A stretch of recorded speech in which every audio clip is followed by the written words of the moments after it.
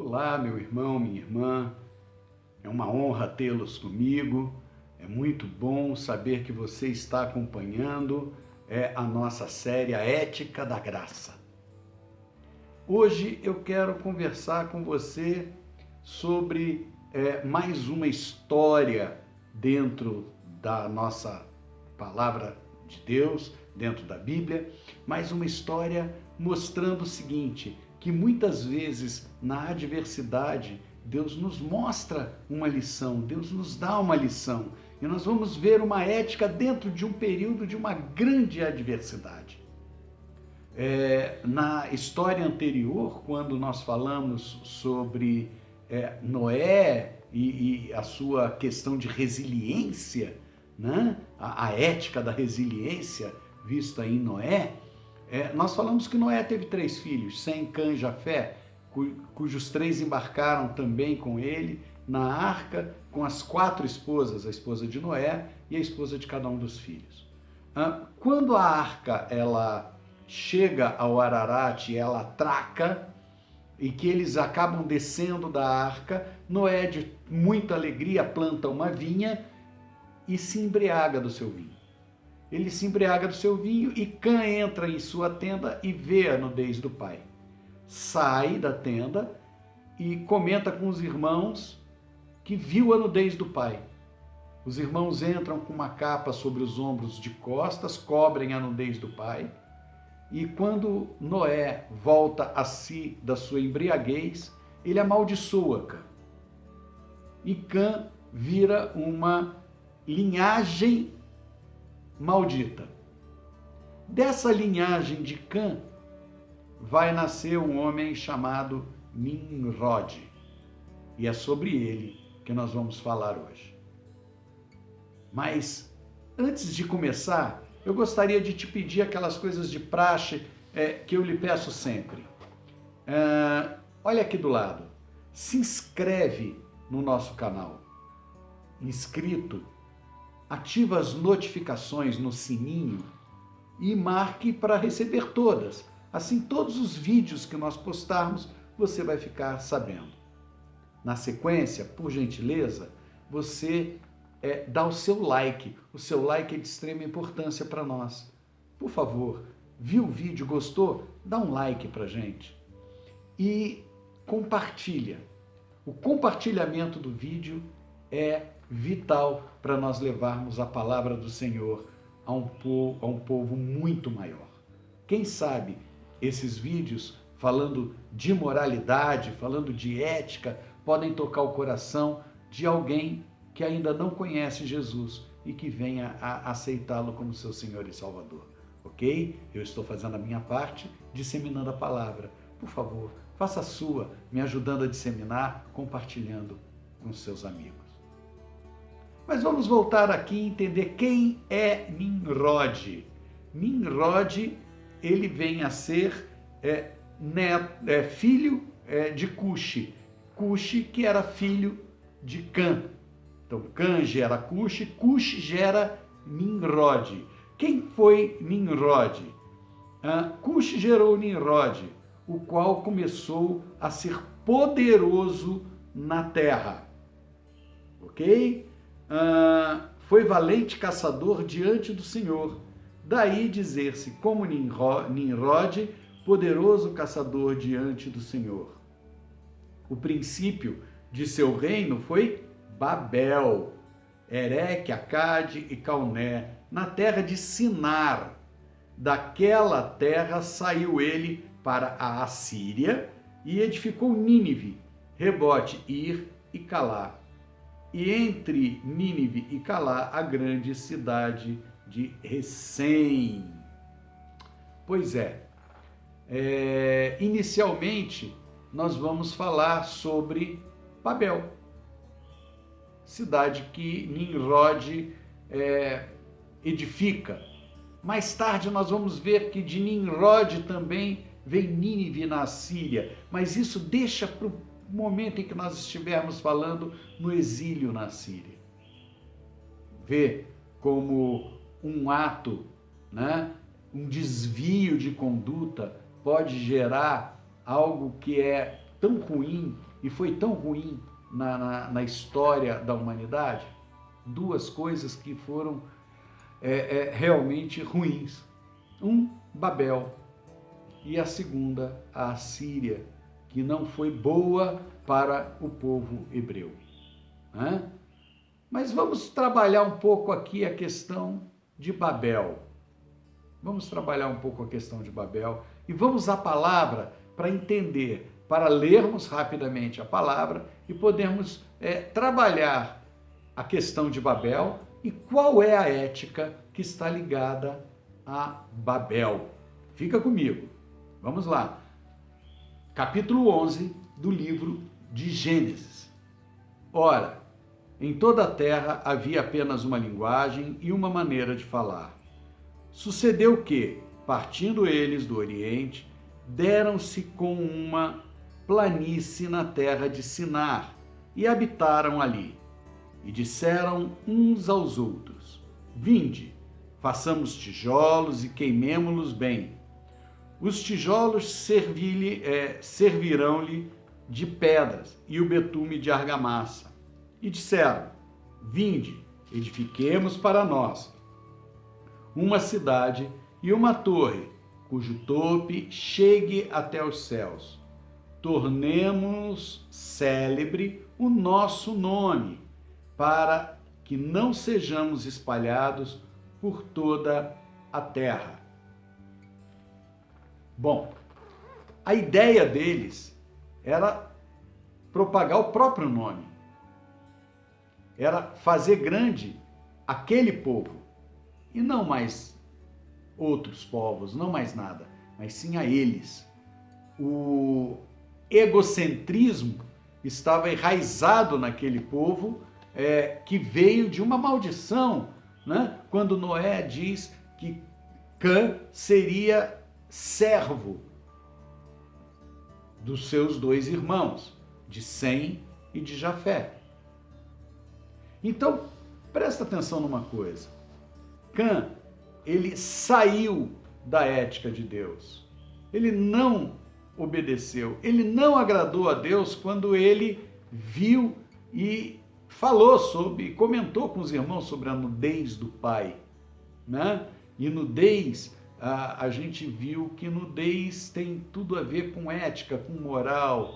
Então, na realidade, não era simplesmente a nudez do pai, mas ele estava, de uma certa forma, criticando a embriaguez do pai, a ética do pai, a moral do pai. Ele estava ferindo, né? Descobrindo o pai, em vez de cobrir. O que ele estava fazendo era isso. Ele não estava honrando, e a palavra mais tarde vai dizer para honrar pai e mãe.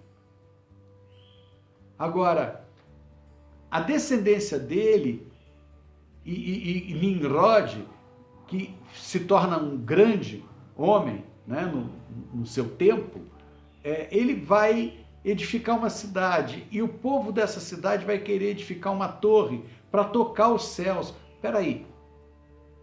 E engrandecer o nome dele.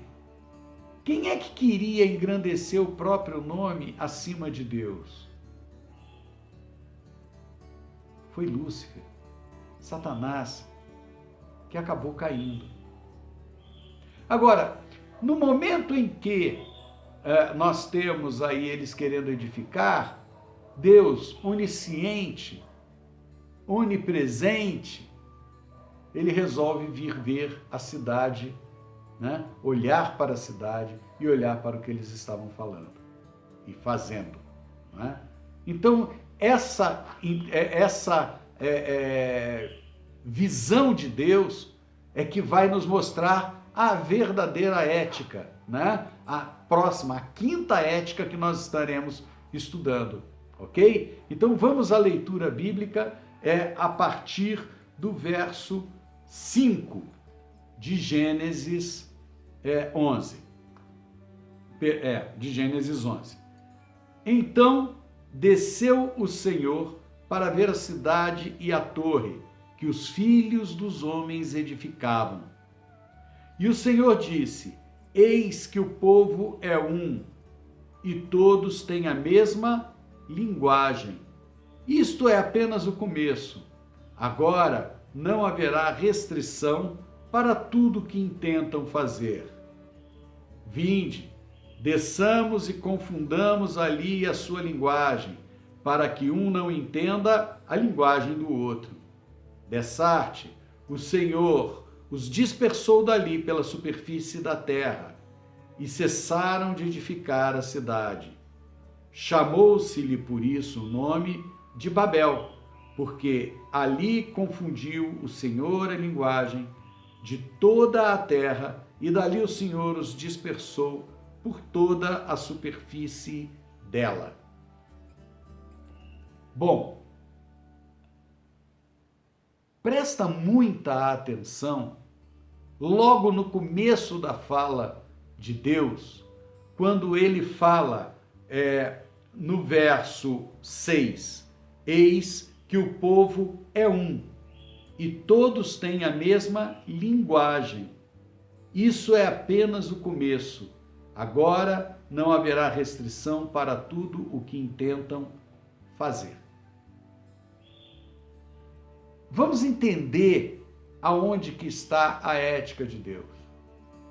O povo é um, a linguagem é uma, a língua que esse povo fala é uma. Não necessariamente o idioma, mas a linguagem, a língua, o pensamento. O que a boca fala? A boca fala o que o coração está cheio.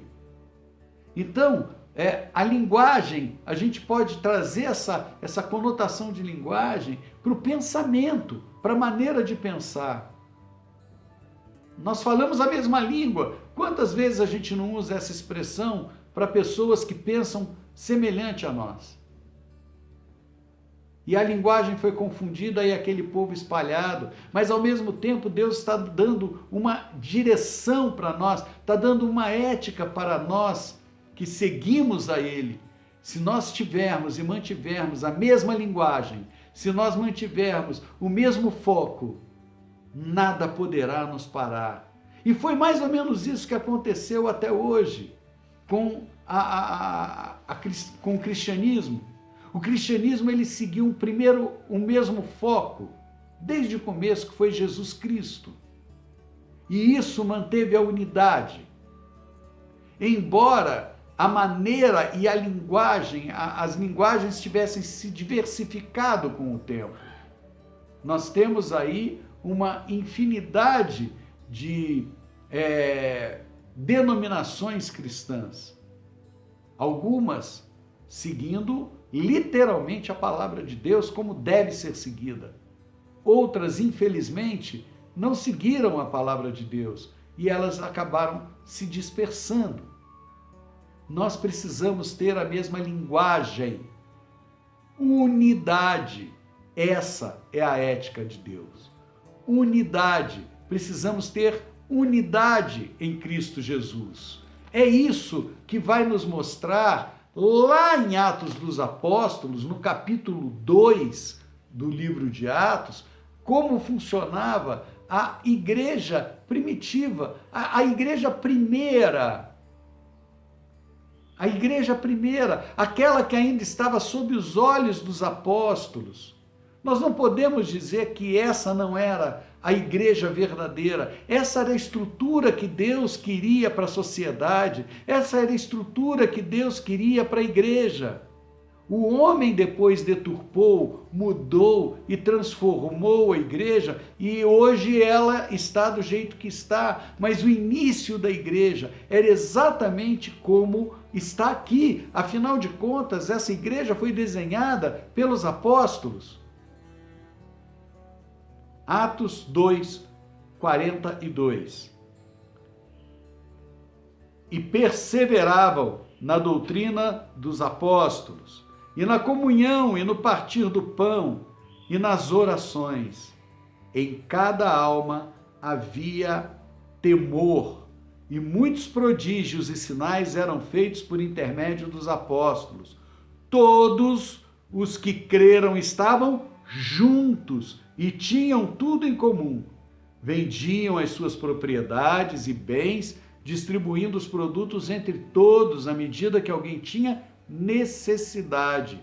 Diariamente, perseveravam unânimes no templo, partiam o pão de casa em casa e tomavam as suas refeições com alegria e singeleza de coração, louvando a Deus e contando com a simpatia de todo o povo. Enquanto isso, acrescentava-lhes o Senhor, dia a dia, os que iam sendo salvos.